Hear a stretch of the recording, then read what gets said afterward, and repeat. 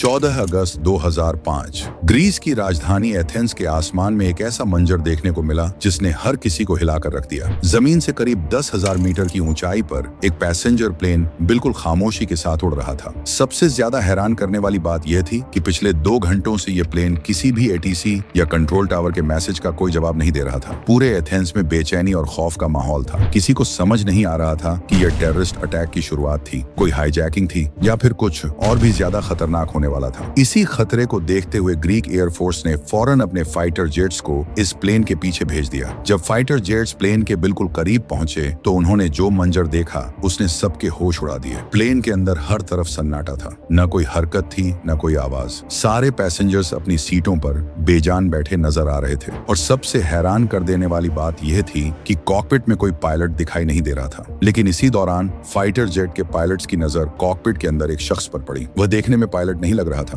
वह कॉकपिट के अंदर इधर उधर घूम रहा था, जैसे किसी चीज को ढूंढ रहा हो या फिर एयरक्राफ्ट को समझने की कोशिश कर रहा हो। फिर अचानक प्लेन एक तरफ झुक गया और तेजी से जमीन की तरफ गिरने लगा। सिर्फ कुछ ही मिनट बाद यह एयरक्राफ्ट एथेंस के उत्तर में मौजूद पहाड़ों से टकरा गया। इस खौफनाक क्रैश में 121 पैसेंजर्स और क्रू मेंबर्स अपनी जान से हाथ धो बैठे। लेकिन आखिर इस प्लेन के अंदर ऐसा क्या हुआ था? सब लोग बेजान क्यों बैठे थे? पायलट्स और क्रू एटीसी की किसी भी कॉल का जवाब क्यों नहीं दे रहे थे? और टेक ऑफ के बाद आखिर कौन सी ऐसी घटना हुई जिसने इस सामान्य फ्लाइट को इतिहास के सबसे रहस्यमय और खौफनाक एविएशन एक्सीडेंट्स में तब्दील कर दिया? यह कहानी है हेलियोस फ्लाइट 522 की, जिसे आज भी दुनिया घोस्ट प्लेन के नाम से याद करती है। 14 अगस्त 2005 की सुबह साइप्रस के लारनाका एयरपोर्ट से हेलियोस फ्लाइट 522 ने अपना सफर शुरू करना था। इस फ्लाइट में 115 पैसेंजर्स और 6 क्रू मेंबर्स सवार थे। उनकी अंतिम मंजिल चेक रिपब्लिक का शहर प्राग था, लेकिन उससे पहले फ्लाइट को एथेंस में एक स्टॉप ओवर करना था। गर्मियों का मौसम था और ज्यादातर पैसेंजर्स छुट्टियां मनाने निकले हुए थे। कुछ लोगों का सफर एथेंस तक ही था। फ्लाइट के कप्तान काफी अनुभवी पायलट थे। 59 साल की उम्र में उनके पास 17,000 से ज्यादा फ्लाइंग घंटों का अनुभव था। उनके साथ मौजूद फर्स्ट ऑफिसर भी 51 साल के थे और वे भी 7,500 से ज्यादा फ्लाइंग घंटों का अनुभव रखते थे। अगर इस फ्लाइट में इस्तेमाल होने वाले एयरक्राफ्ट की बात करें तो यह एयरक्राफ्ट 7 साल पुराना बोइंग 737 था, जो पूरी तरह ठीक हालत में था। सुबह की ठंडी हवा में प्लेन ने लारनाका एयरपोर्ट से बिना किसी दिक्कत के टेक ऑफ कर लिया। जैसे ही एयरक्राफ्ट 10,000 फीट से ऊपर गया, क्रू ने निकोसिया एयर ट्रैफिक कंट्रोल से संपर्क किया और 34,000 फीट तक क्लाइंब करने की अनुमति मांगी, जो तुरंत दे दी गई। लेकिन जब प्लेन 12,000 फीट की एल्टीट्यूड पर पहुंचा तो अचानक कॉकपिट में एक अलार्म बजने लगा। हैरानी की बात यह थी कि यह वही वार्निंग अलार्म था जो आमतौर पर टेक ऑफ से पहले जमीन पर सुनाई देता है, जब एयरक्राफ्ट की टेक ऑफ कॉन्फ़िगरेशन में कोई समस्या हो। दोनों पायलट समझ नहीं पा रहे थे कि हवा में यह अलार्म आखिर क्यों बज रहा है। करीब 90 सेकंड बाद कप्तान ने एयरलाइन के ऑपरेशन सेंटर से संपर्क किया। उन्होंने बताया कि टेक ऑफ कॉन्फ़िगरेशन वार्निंग आ रही है,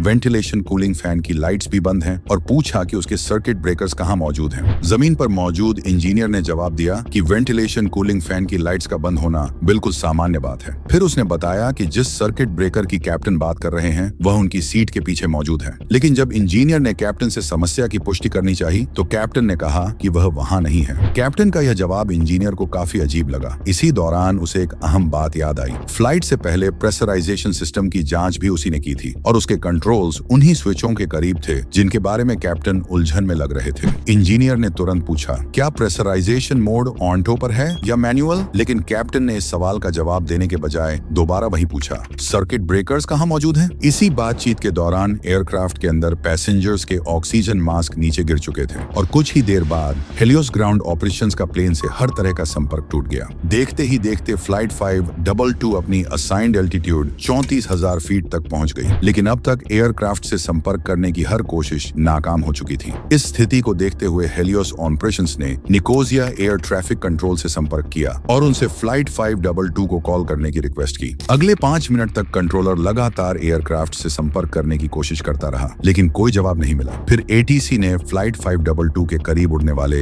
एक दूसरे एयरक्राफ्ट से संपर्क किया और कहा कि वह भी संपर्क करने की कोशिश करे, मगर यह तरीका भी काम न आया। इसी दौरान फ्लाइट 522 बिना किसी अनुमति के ग्रीक एयर स्पेस में एंटर हो चुकी थी और अपने फ्लाइट प्लान के मुताबिक आगे बढ़ रही थी। निकोसिया एटीसी ने इमरजेंसी फ्रीक्वेंसी पर भी एयरक्राफ्ट को कई बार कॉल किया, लेकिन वहां से भी पूरी खामोशी मिली। आखिर में उन्होंने एथेंस एटीसी से पूछा कि क्या उनका फ्लाइट 522 से संपर्क हुआ है, लेकिन बदकिस्मती से एथेंस की कॉल्स का भी एयरक्राफ्ट से कोई जवाब नहीं नहीं आया। अब यहाँ सिर्फ दो संभावनाएं बची थीं। या तो फ्लाइट 522 के रेडियो ट्रांसमिशन सिस्टम में कोई खराबी थी जिसकी वजह से पायलट्स एटीसी की कॉल्स तो सुन रहे थे लेकिन जवाब नहीं भेज पा रहे थे, या फिर एयरक्राफ्ट किसी हाईजैकिंग का शिकार हो चुका था और दोनों पायलट्स को होस्टेज बना लिया गया था। पहली संभावना को देखते हुए एथेंस एटीसी ने एयरक्राफ्ट को नीचे उतरने की अनुमति भी दे दी, लेकिन फ्लाइट 522 की तरफ से न कोई रिस्पॉन्स आया और न ही एल्टीट्यूड बदलने का कोई इशारा मिला। 20 से ज्यादा बार संपर्क करने के बावजूद जब हर कोशिश नाकाम रही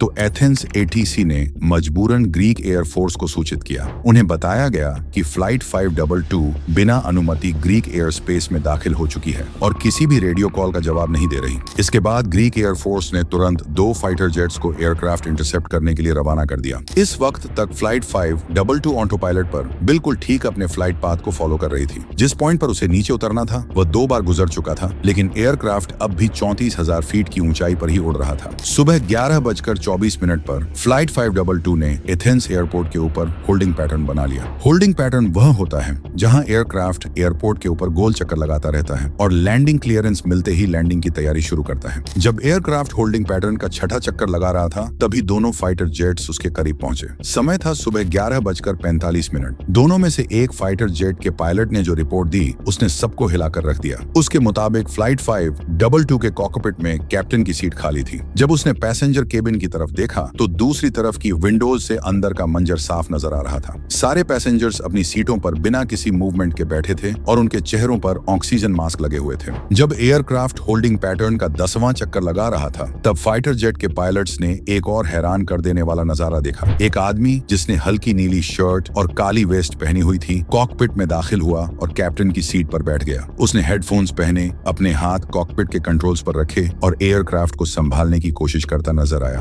फाइटर जेट के पायलट्स ने उसकी तरफ हाथ का इशारा किया जिस पर उसने भी हाथ हिलाकर जवाब दिया, लेकिन यह लम्हा ज्यादा देर तक न रहा। कुछ ही पलों बाद एयरक्राफ्ट का लेफ्ट इंजन बंद हो गया। इसके बाद प्लेन तेजी से बाईं तरफ झुका और जमीन की तरफ गिरने लगा। सुबह 11:54 से कुछ पहले एयरक्राफ्ट ने एक और तेज लेफ्ट टर्न लिया, फिर उसका राइट इंजन भी बंद हो गया। तकरीबन 10 मिनट बाद फ्लाइट 522 एथेंस के नॉर्थ वेस्ट में मौजूद पहाड़ियों से टकराकर तबाह हो गई। इस हादसे में एयरक्राफ्ट में सवार कोई भी शख्स जिंदा न बच सका। इस दुर्घटना के तुरंत बाद इन्वेस्टिगेटर्स ने अपनी जांच शुरू कर दी। उन्होंने क्रैश साइट की जांच की और उस इंजीनियर से भी पूछताछ की जिसने फ्लाइट से पहले एयरक्राफ्ट की मेंटेनेंस की थी। जांच में पता चला कि क्रैश से एक रात पहले इसी इंजीनियर ने एयरक्राफ्ट का प्रेशराइजेशन लीक टेस्ट किया था। टेस्ट के दौरान उसने ओवरहेड पैनल पर मौजूद प्रेशराइजेशन मोड को ऑटो से मैनुअल पर कर दिया था, लेकिन काम खत्म होने के बाद वह स्विच को दोबारा ऑटो पर लाना भूल गया। जब एयरक्राफ्ट 34,000 फीट की ऊंचाई पर पहुंचा तो मैनुअल मोड की वजह से केबिन के अंदर हवा का प्रेशर धीरे धीरे कम होने लगा।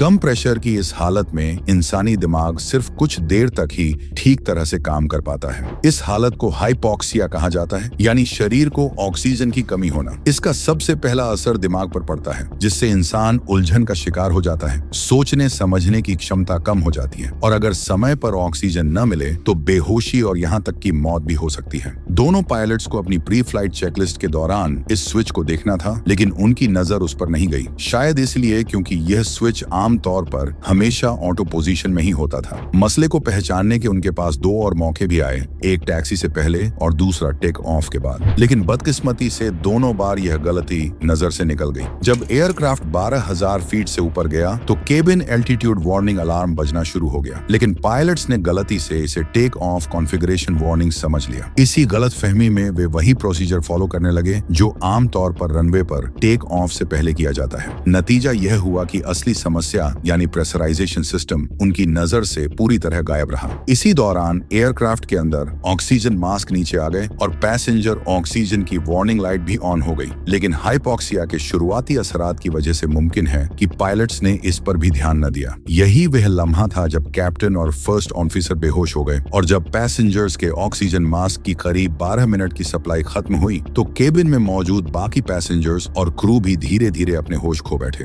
अब सबसे बड़ा सवाल यह था कि कॉकपिट में वह शख्स कौन था जो पायलट्स के बेहोश होने के करीब 2 घंटे बाद वहां पहुंचा। जांच से पता चला कि वह फ्लाइट अटेंडेंट एंड्रियास था। उसके पास कमर्शियल पायलट लाइसेंस तो था, लेकिन वह बोइंग 737 उड़ाने के लिए क्वालिफाइड नहीं था। कॉकपिट वॉइस रिकॉर्डर से यह भी मालूम हुआ कि इंजन्स फेल होने के बाद उसने मेडे कॉल देने की कोशिश की थी, लेकिन घबराहट में वह रेडियो रेडियो का ट्रांसमिट बटन दबाना भूल गया, इसलिए उसकी आवाज किसी तक नहीं पहुंच सकी। इन्वेस्टिगेशन बोर्ड के मुताबिक उसके पास इतना अनुभव नहीं था कि वह फ्यूल खत्म होने के बाद दोनों इंजन बंद हो जाने की स्थिति में एक बोइंग 737 को सुरक्षित रूप से कंट्रोल कर पाता। और मान लीजिए कि वह किसी तरह एयरक्राफ्ट को लैंड भी करवा लेता, तब भी पैसेंजर्स और क्रू के बचने की संभावना न के बराबर थी, क्योंकि इतनी देर तक हाइपोक्सिया का शिकार रहने से दिमाग को इररिवर्सिबल डैमेज पहुंच चुका होता। इन्वेस्टिगेशन के दौरान एयरक्राफ्ट के मलबे से 4 में से 3 पोर्टेबल ऑक्सीजन सिलेंडर्स इस्तेमाल की हुई हालत में मिले। इससे यह अंदाजा लगाया गया कि एंड्रियास और मुमकिन है 2 अन्य केबिन क्रू मेंबर्स ने इन सिलेंडर्स का इस्तेमाल किया था।